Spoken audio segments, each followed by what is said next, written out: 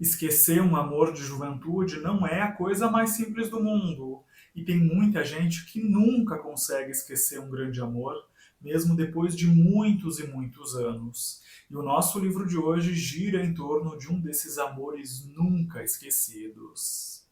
Olá pessoal, eu sou o Léo, aqui nesse canal a gente conversa sobre literatura e o nosso livro de hoje é O Grande Gatsby, do Scott Fitzgerald, que eu recebi da LPM e que fala exatamente sobre isso, de um amor de juventude inesquecível que faz com que toda uma vida seja moldada a partir de um amor do passado. O Grande Gatsby é um dos livros mais conhecidos do Fitzgerald, foi publicado pela primeira vez em 1925 e se passa nos Estados Unidos dos anos 20, do pós-Primeira Guerra Mundial, que via uma grande ascensão econômica e o surgimento de novas fortunas, dos chamados novos ricos, que muitas vezes não eram bem vistos pelos ricos tradicionais, ou seja, aqueles que eram ricos de família, que vinham herdando as fortunas de geração em geração. E quem conhece um desses ricaços dos anos 20 é o Nick Carraway, o nosso narrador, quem conta essa história pra gente.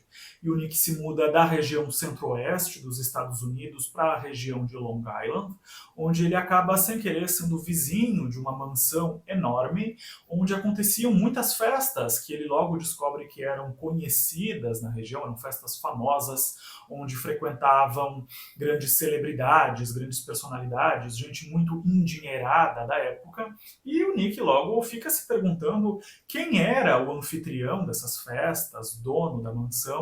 e o que ele fazia da vida, principalmente, para conseguir manter um estilo de vida tão caro, tão luxuoso e extravagante. E sendo o vizinho dessa mansão, não demora muito para o Nick conhecer o dono dela e ser convidado para uma das várias festas faraônicas que ele dava, e assim o Nick conhece e fica muito amigo do Jay Gatsby, dono da mansão e anfitrião das festas. Mas Jay Gatsby raramente era visto nas próprias festas. Muitas pessoas iam até as festas dele sem nem mesmo saber quem ele era, sem conhecer ele de rosto. E existiam muitos rumores sobre a vida dele e a origem da fortuna, que o Nick logo ouve a partir de rumores e fica muito interessado. E também percebe que esses rumores eram bastante contraditórios e diferentes entre si. Alguns diziam que Jay Gatsby matou um homem no passado, outros diziam que ele era rico porque era parente do Kaiser alemão, Guilherme II, outros diziam que ele era espião, que ele tinha lutado ao lado dos Estados Unidos na guerra, enquanto que outros diziam que ele tinha lutado do lado alemão. Enfim, eram rumores muito discrepantes, o que aguça bastante a curiosidade do Nick, principalmente para saber de onde vinha aquela fortuna imensa que o Gatsby ostentava. E diante de tantos palpites diferentes sobre o passado e a origem da fortuna do Jay Gatsby, a gente logo chega à conclusão de que, na verdade, ninguém sabia sobre o passado e sobre a origem do dinheiro dele, e que, na verdade, tinha se criado todo um mito em torno dele por conta desse mistério da fortuna, atraindo, então, a curiosidade das pessoas e aguçando também a imaginação delas, fazendo com que circulassem então vários rumores. E quando o Nick acaba virando amigo do Gatsby,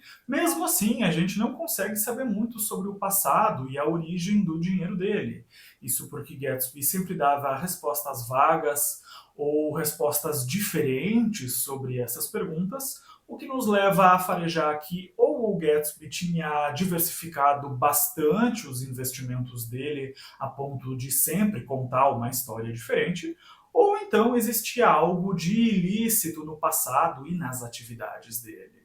Inclusive, essas suspeitas se intensificam quando o Gatsby diz que vinha de uma cidade que ficava em uma determinada região ali dos Estados Unidos, só que, na verdade, essa cidade não ficava nessa região em que ele tinha dito, fazendo com que a gente suspeite que ele tinha algo sobre o seu passado que ele queria muito esconder. Mas mesmo com essas contradições, Gatsby e Nick acabam virando grandes amigos, e Gatsby acaba sendo uma figura muito magnética para o Nick, acaba atraindo muito a atenção e a curiosidade dele, por conta dessa combinação de mistério e dinheiro, duas coisas que o Gatsby tinha de sobra, aguçando a imaginação das pessoas e criando a dúvida também sobre se ele era um novo rico ou se ele vinha já de uma família tradicionalmente rica.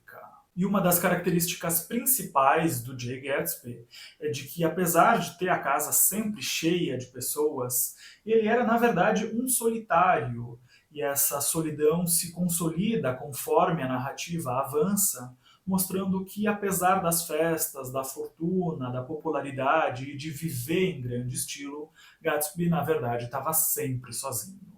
Mas o detalhe mais interessante sobre o Jay Gatsby é o motivo das festas que ele dava com tanta frequência e onde ele raramente, praticamente nunca se divertia. Ele dava essas festas para atrair a atenção de uma moça por quem ele tinha se apaixonado no passado, mas eles não puderam ficar juntos. E como ele sabia que ela morava nessa região de Long Island, ele esperava atrair ela com a fama das festas, mas sem nunca convidar ela para as festas. Ele queria que ela viesse espontaneamente até as festas, porque era isso que as pessoas faziam. Elas vinham mais ou menos espontaneamente e sem ser convidadas formalmente.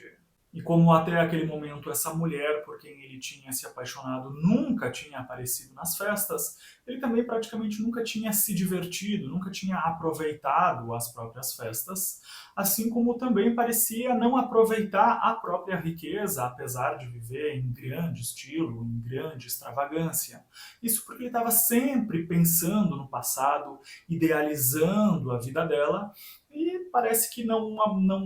conseguia então aproveitar a fortuna sem ter ela ao lado, e enfatiza várias vezes que inclusive nem mesmo tinha entrado na própria piscina naquele verão. Então o Gatsby, apesar da enorme ambição e dos métodos misteriosos para ganhar dinheiro, parece não aproveitar a própria fortuna e vive em um passado idealizado, sonhando acordado com uma moça que ele conheceu anos atrás e esperando que ela ressurgisse em uma das festas, atraída pela pompa da fortuna que ele tinha acumulado, para que ele então começasse finalmente a começar a viver e aproveitar a fortuna. E ele ostenta a fortuna para tentar atrair esse antigo amor. Mas tinha um pequeno grande problema nisso tudo, porque a moça por quem Gatsby se apaixonou na juventude já era casada, e ele tinha muito medo de ser rejeitado e quebrar todo esse mundo de ilusão, de sonho que ele tinha construído em volta de si, só para atrair a atenção dela através da ostentação da fortuna. Então ele se vê em uma encruzilhada entre permanecer alimentando esse sonho e manter esse amor vivo através do sonho e tentar realizar de fato esse amor e acabar quebrando esse sonho, despedaçando esse desejo amoroso e assim acabar matando esse amor que ele estava nutrindo, cultivando há tantos anos. Então, o combustível do sonho, do desejo, da idealização amorosa está justamente na sua não realização. E é a não realização que nos mantém suspirando por amores difíceis. E muitas vezes, quando esses amores se tornam realidade, toda essa aura idealizada se rompe, se despedaça, entra a realidade e o encanto acaba morrendo.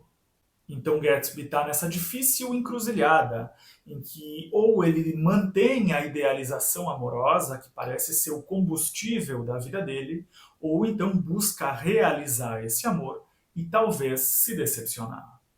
E tudo isso traz mais uma questão. Será que o dinheiro é capaz de comprar tudo? O Jay Gatsby vivia muito bem, tinha todas as suas necessidades materiais atendidas pelo dinheiro, ele podia ter tudo o que ele queria, mas o dinheiro não era capaz de comprar um sonho de amor idealizado, embora ele usasse da ostentação da fortuna para tentar atrair esse amor e viver esse sonho que ele idealizava. Mas volta à questão, será que o dinheiro é capaz de comprar um sonho de amor idealizado? Mas mesmo assim, conforme a narrativa avança, vai existir todo um movimento, uma tentativa de reaproximação desse antigo amor.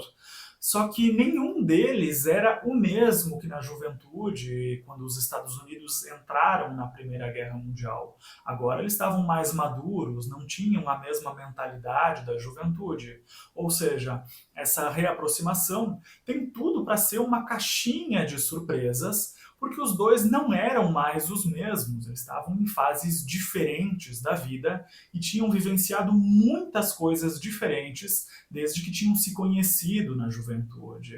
E à medida que o livro vai lentamente caminhando em direção a esse reencontro, a gente também vai aos poucos descobrindo sobre o passado verdadeiro do Jay Gatsby, sem os véus de mistério que cercavam a vida dele, e também descobre a origem dessa fortuna imensa que ele ostentava. Jay Gatsby acabou virando sinônimo de empresários norte-americanos que acumularam grandes fortunas de uma maneira duvidosa e também de uma vida de ostentação e gastos sem medida, já que ele torrava muito dinheiro em festas e, apesar de toda a riqueza, não tinha o que queria.